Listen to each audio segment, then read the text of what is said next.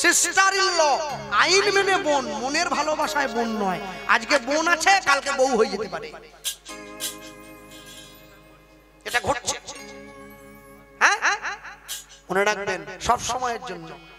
মাসির মেয়ে কাকার ছেলেতে মিলে বিয়ে করে নিয়েছে, একে বলে সিস্টার ইন ল। আইন মেনে বোন ছিল, আজকে বোন নেই, আজকে বউ। সমাজ এইভাবে একটু একটু করে নষ্ট হয়ে যাবে। সমাজকে টিকিয়ে রাখতে গেলে সমাজের প্রাণ যারা, এগিয়ে আসতে হবে। যুব সমাজকে বাধা দিতে হবে, দিকে দিকে প্রতিবাদের ঝড় তুলতে হবে, তবে তো সমাজ সঠিক হবে। না হলে কি করে হবে?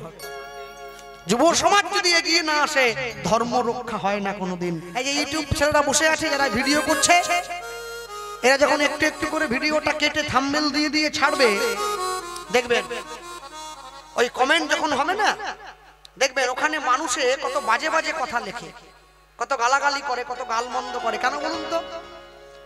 যার কথাটা গায়ে লেগেছে সে গাল দিচ্ছে। পড়বে কথা সবার মাঝে, যার কথা তার গায়ে বাজে। যে চোর, সে কোনোদিন ক্লাসে সবার মাঝে বসে না, পিছন দিকে গিয়ে বসে, আর মাস্টার ওর কাছে গিয়ে ঘুর ঘুর করে, বলে তুই লেখ। বলে স্যার ওদিকে যাবেননি, বলে না তুই লেখ। মাস্টার জানে ও টুকলি করে এসেছে। আরে হিন্দু হয়ে, হিন্দুত্বের হয়ে কথা বলছি, তোমরা আমায় গালমন্দ করছো, আরো 5 জনকে গালমন্দ করছো, আমাকে গালমন্দ করছো না, নিজের জাতিকে গালমন্দ করছো, নিজের সমাজকে গালমন্দ করছো, নিজের শিক্ষাকে গালমন্দ করছো। মানুষ বড় আজব। কেন? মানুষ শিবরাত্রির দিন গিয়ে শিবের গলায় যে পাথরের সাপটা জড়িয়ে রাখা আছে তার মাথায় দুধ ঢালে, আর যখন দুধ ঢেলে বাড়ি ফিরে আসে, জ্যান্ত সাপ বেরিয়ে পড়লে সবাই লাঠি দিয়ে পিটিয়ে মেরে দিল। বিদেশ থেকে ঘুরতে গিয়ে বেনারস থেকে একটা ইঁদুর কিনে এনেছে, পাথরের ইঁদুর, তাকে সিংহাসনে বসিয়ে লাড্ডু দিচ্ছে, আর যখন সিংহাসনের নিচ থেকে নেংটি ইঁদুরটা বেরিয়ে লাড্ডুটা খেয়ে নিল, তাকে বিষ দিয়ে মেরে দিল। যখন বেঁচে ছিল কেউ এক মুঠো ভাত দেয়নি, মরে যাওয়ার পরে গোটা পাড়ার লোক দৌড়ে এসছে। সে বলছে আমি প্যান্ডেল করব, ও বলছে আমি মাইক বাঁধবো, আর ছেলে বলছে আমি বেঁচে থাকতে আমার বাপকে জীবনে একটা মাছের টুকরো খাওয়াইনি, মরে যাওয়ার পরে গোটা পাড়াকে ভেটকি মাছ খাওয়াবো।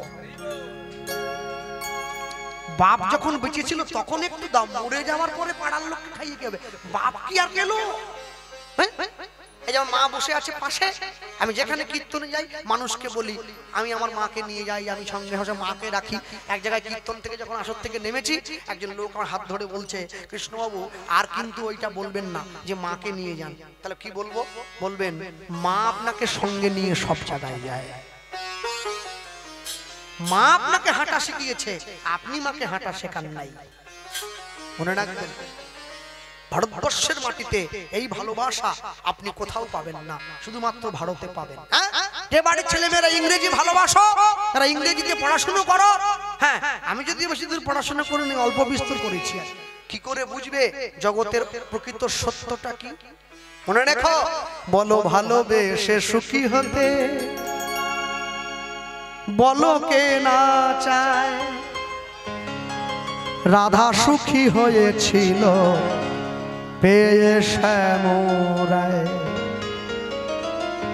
এখনকার দিনের গান তো আমি কিছু বুঝি না, ডুম ডাম এই শুধু মিউজিকের শব্দ, বলবেন না। হ্যাঁ, আরে কীর্তনে দক্ষিণ 24 পরগনার লোকে আমাকে বলছে কৃষ্ণবাবু সব কিছু করবেন, একটা গান গাইতে পারবেন কি? বলে কোনটা? বলে কাঁচা বাদামটা। হায় ভগবান, কাঁচা বাদামও গান হয়ে গেল।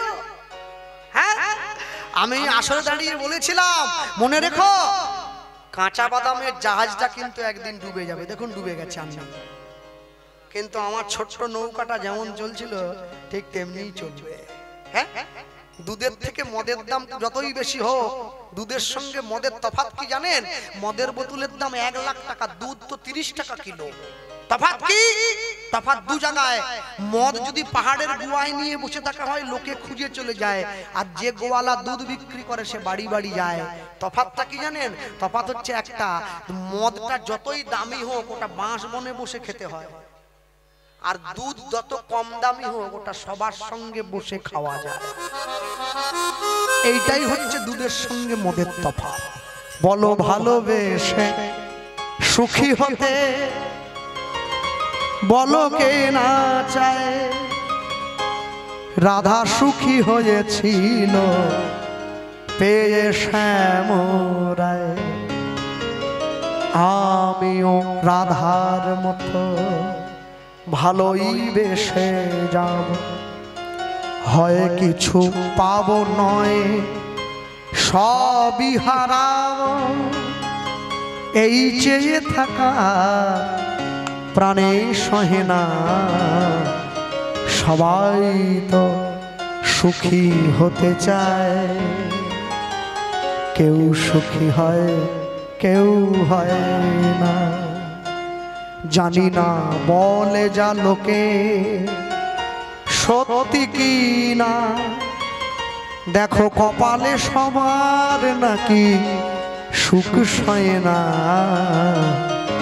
সবাই তো সুখী হতে চায়, আশায় আশায় তবু চেয়ে আমি থাকি, যদি আসে কোনো দিন সেই সুখ পাখি, এই চেয়ে থাকা প্রাণে সহে না, সবাই তো সুখী হতে চায়, কেউ সুখী হয় কেউ হয় না। ভক্তমণ্ডলী মায়েরা, মন্দিরের মধ্যে ভগবানকে বসিয়ে দিয়েছে, ভগবানকে বলছে প্রভু তুমি আমার সঙ্গে কথা বলো, আমাকে এরকম করে তোমায় দেখবো, একদিন দুদিন তিন দিন মন্দিরের দরজাটা বন্ধ করে দিয়েছে, যুগে যুগে তুমি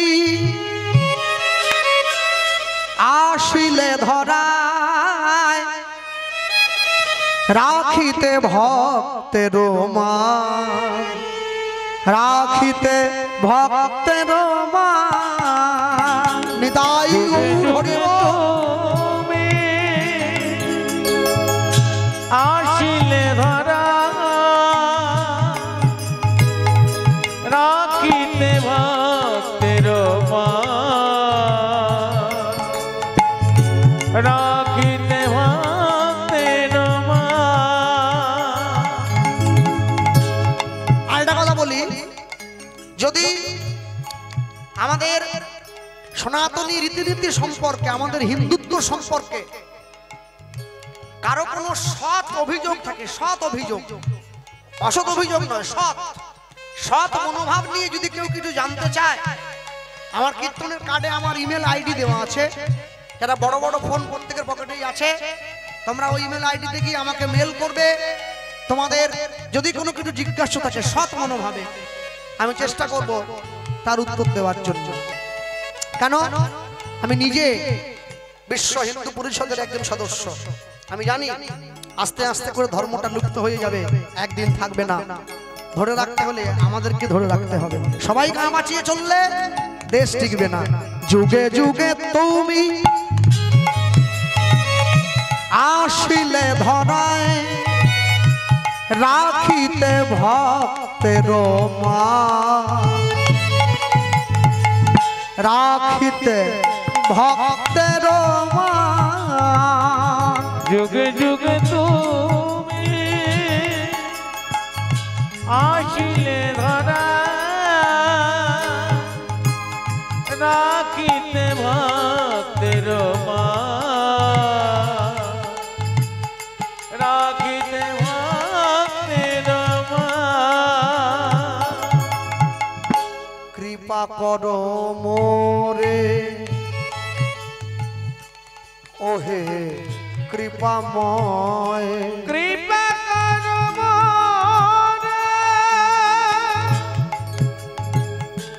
আগা কৃপাময়, কৃপা করো মোরে ওহে কৃপাময়, কৃপা করো মোরে, আগা কৃপাময়, তুমি ভক্তে ভগবান, তুমি ভক্তের ভগবান, তুমি ভক্তের ভগবান, যুগে যুগে তুমি আসিলে নিতাই ধরা, গৌর হরি বল।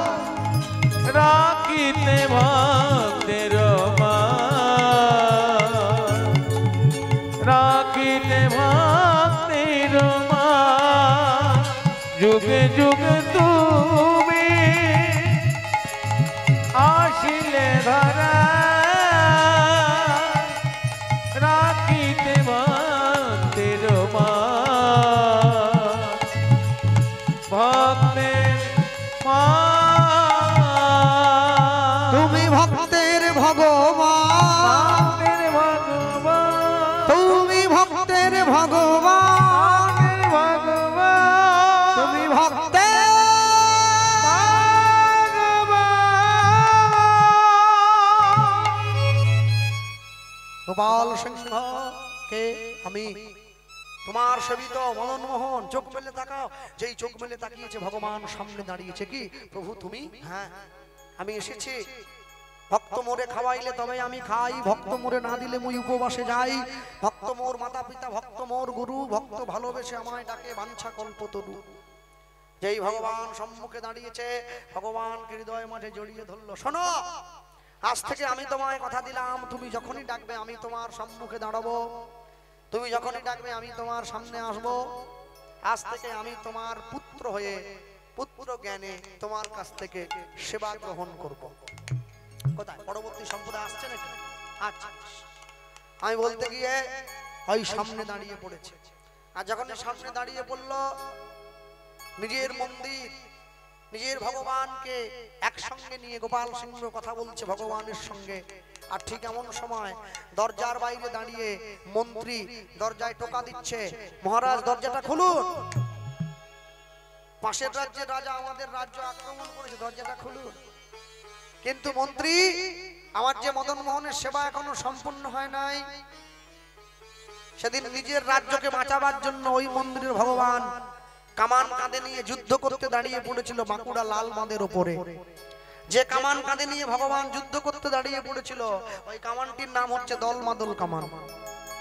যুদ্ধ করে ফিরে আসার সময় ভগবান ওই কামানটি ফেলে দিয়ে চলে এসেছিল, যে কামানটি আজও পর্যন্ত রাখা আছে বাঁকুড়া জেলায় বিষ্ণুপুরে মা ছিন্নমস্তা মন্দিরের সামনে, এখনো পর্যন্ত রাখা। যে কামানটির নাম হচ্ছে দলমাদল কামান, যেটি বানিয়েছিল জনার্দন কর্মকার নামে একজন মিস্ত্রি। ফিরে আসার সময় ভগবানের প্রচন্ড ক্ষুধা পেয়েছে। কেশব গোয়ালা নামে একজন দইয়ালার কাছ থেকে ভগবান দই চেয়ে খেয়েছে। আর দই চেয়ে খেয়ে যখন মন্দিরে এসে বসেছে, সেই কেশব গোয়ালা ভগবানের মন্দিরে এসে ভগবানের কাছে আচার খেয়ে পড়ল, প্রভু তুমি এত কাছে থেকে আমায় ধরা দিলে না। আর যখনই বললো ধরা দিলে না, দৈববাণী হলো, কেশব গোয়ালা আমি কোনোদিন কারো কাছে কিছুর জন্য ঋণী থাকি না। যে আমায় ভালোবাসে আমি তার ঘরে যাই, যে আমায় ভালোবাসে না আমি তার ঘরে যাই না। ভক্তমণ্ডলী, ভক্তিমতী মায়েরা, সেই কেশব গোয়ালা মৃত্যুর পরে জন্ম হলো বাগবাজারের জমিদার গোকুল মিত্র রূপে। আজও তার বাড়ি আছে গঙ্গার পাড়ে বাগবাজারে, গোকুল মিত্রের পরিবার। দেখবেন লাল রঙের পোড়া মাটির বাড়ি, লেখা আছে সাধু গোকুল মিত্র। সেই মন্দির, সেই ভগবান গোকুল মিত্র রূপে জন্ম নিয়েছে কেশব গোয়ালা। আর এইদিকে বাঁকুড়ায় চরম অভাব, মহামারী দেখা দিল। গোপাল সিংহের বন্ধু গোকুল মিত্র নিজের মন্দিরের ভগবানকে বন্ধক দিতে যাচ্ছে, দিয়ে টাকা এনে নিজের রাজ্যকে ছাড়াবার জন্য। সেই ভগবানকে কোলে নিয়ে নিয়েছে, কোলে নিয়ে বন্ধক দিতে যাচ্ছে গোকুল মিত্রের কাছে। কেন? কিছু না দিলে তো কিছু পাবো না, আর আমার কাছে তো কিচ্ছু নেই। তাই মন্দিরে ভগবানকে নিয়ে যাচ্ছে বন্ধক দেওয়ার জন্য। ব্রজে কানুরে কানুরে ভগবানকে বলছি, বল কোন দুঃখে তুই রাজা হলি দ্বারকাপুরে। ব্রজের কানুরে, ব্রজের কানুরে কোন সুখে রাজা হলি দ্বারকাপুরে। আমায় বলতে পারিস কি বৃন্দাবনের মায়েরা, বৃন্দাবনের গোপীরা তোকে ভালো কি বাসতো না? সবাইকে কাঁদিয়ে তুই চলে গেলি, আরো রাজা হয়ে গেলি, ভালোবাসার কম ছিল নাকি? তাই বলছে ব্রজে কানুরে বল কোন দুঃখে তুই রাজা হলি দ্বারকাপুরে। ব্রজের কানুনে, ব্রজের কানুনে কোন দুঃখে তুই রাজা হলি দ্বারকাপুরে।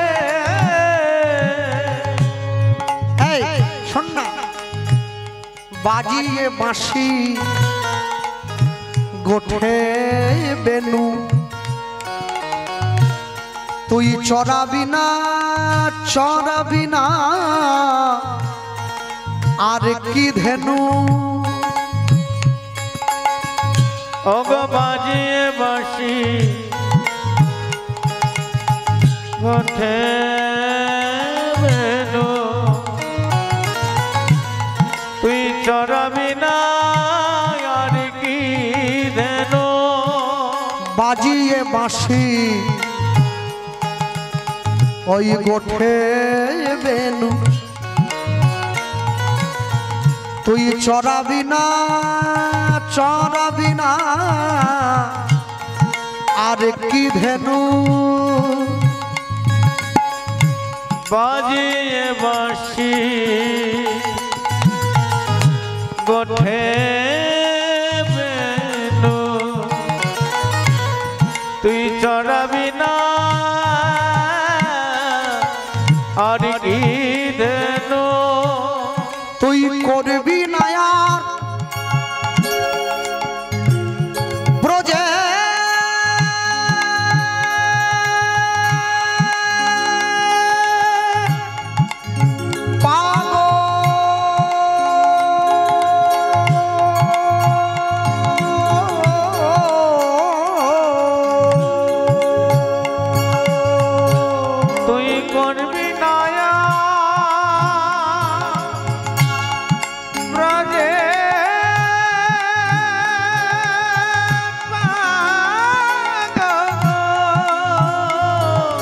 তুই করবি নয়া ব্রজে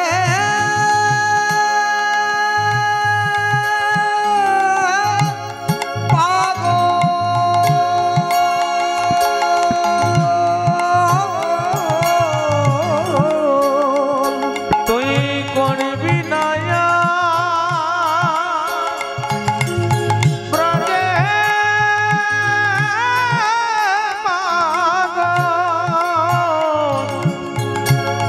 ওই বাঁশির সুরে কোন দুঃখে তুই রাজা হলি তারকাপুরে বল কোন দুঃখে তুই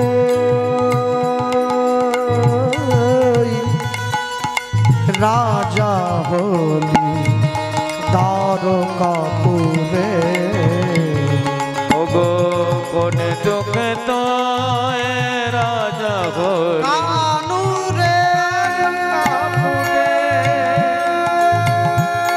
কোন দুঃখে তুই রাজা হলি কানুরে কোন দুঃখে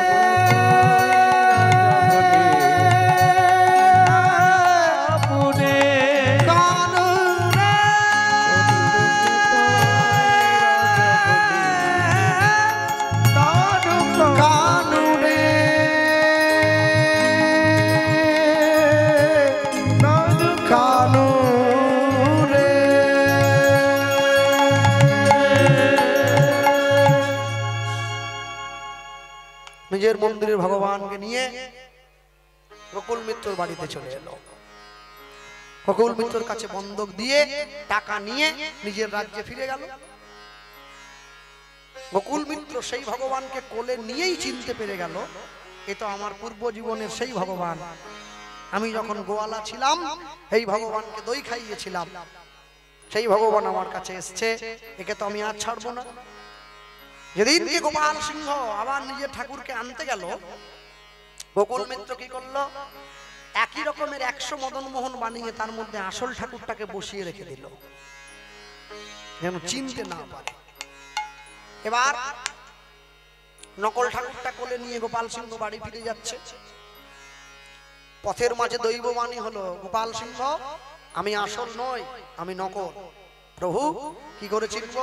তুমি যাও, তুমি দেখবে প্রত্যেকটি মদন মোহনের নাকের সামনে তুলো ধরবে, যার নিঃশ্বাস বইবে জানবে সেটি আমি, তার মধ্যে প্রাণ আছে। ঘুরে গেল, প্রত্যেকটি মদন মোহনের নাকের সামনে তুলে ধরলো, আসল মদন মোহনকে কোলে তুলে নিল। কিন্তু যখনই কোলে তুলে নিয়েছে ঘরে আনার জন্যে, তখন তো গোকুল মিত্র পথ আগলে দাঁড়িয়েছে, আর তো যাবো না, ছাড়বো না, হ্যাঁ কোনো মতেই ছাড়তে চাইলো না।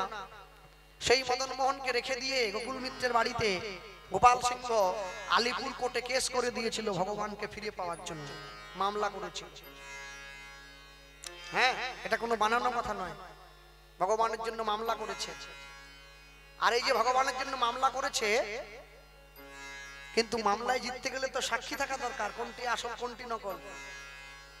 নিজের ভক্ত, নিজের মন্দির, নিজের ভক্তের কাছে সেবা পাওয়ার জন্য ওই মন্দিরের মদন মোহন নিজে চলে গিয়েছিল সাক্ষী দিতে আলিপুর কোর্টে গোপাল সিংহের হয়ে। নিজে গিয়ে সাক্ষী দিয়ে মামলা জিতে তারপর গোপাল সিংহের বাড়িতে ফিরে গেছে। যদি আপনারা আজও পর্যন্ত বাঁকুড়ায় যান, গেলে দেখবেন মদন মোহনের যে ভোগ হয়, সেই ভোগ রান্না হওয়ার পরে সূর্যদেব পর্যন্ত দেখতে পায় না। রান্নাঘর থেকে ভোগঘর পর্যন্ত, মন্দির থেকে ভোগঘর পর্যন্ত মাটির নিচ দিয়ে রাস্তা করা আছে। ভোগ সোজা এসে মন্দিরে ঢুকে যায়, সেবা হওয়ার পরে তারপরে সবাই দেখে। মনে রাখবেন, ভগবানের কৃপা জগৎময়, কোন কোন ভাগ্যবানে তার কৃপা হয়, সবাই পাবে না, সব জায়গায় পাবে না। কেন জানো? সব সময় মনে রেখো, যে মাটিতে জন্ম নিয়েছো, যে ঘরে জন্ম নিয়েছো, সেই মাটি, সেই ঘর তোমার জন্য অপরিহার্য। অনেক সৌভাগ্য করেছো, তবে ভারতবর্ষের মাটিতে জন্ম নিতে পেরেছো। তা যদি তুমি না হতে, তুমি অন্য জায়গায় জন্ম নিতে। হ্যাঁ, তুমি এই মাটিতে থেকে এই মাটির বদনাম নয়, এই মাটির গুণগান করো।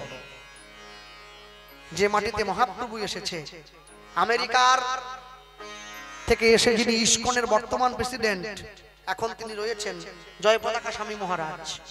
তিনি যখন প্রথম ভারতবর্ষে এসেছিলেন না, এয়ারপোর্টে নামার আগে জুতোটা খুলে তার কর্মচারীর হাতে দিয়ে দিয়েছেন। সাংবাদিকরা প্রশ্ন করছেন, আপনি এত শিক্ষিত মানুষ, ইস্কনের সভাপতি, আপনি জুতো খুলে দিলেন কেন? তিনি উত্তর দিয়েছিলেন, গোটা ভারতবাসীকে চমকে দিয়েছেন।